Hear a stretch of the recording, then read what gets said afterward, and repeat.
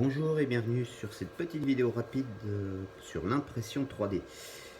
Comme beaucoup, j'utilise du fil et je ne sais jamais combien il reste de fil sur la bobine. Alors j'ai tendance à noter sur les bobines combien j'utilise, j'oublie assez souvent.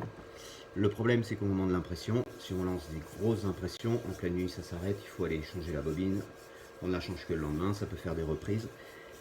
Donc il y a un système assez simple qui est de peser. Alors effectivement, si on prend une bobine et qu'on la pèse, ça va pas nous indiquer grand chose. Maintenant, on prend une balance, on prend un rouleau vide de la même marque,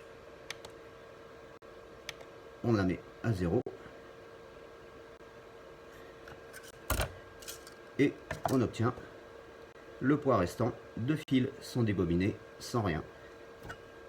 On teste sur une autre bobine qui est un peu plus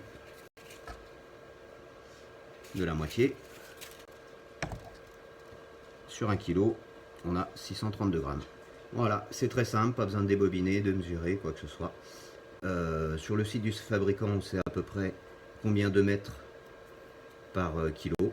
En général, c'est dans les 220. Donc voilà, il suffit de faire le calcul et sur tout logiciel de slicer, on a le nombre de grammes utilisés et le nombre de mètres.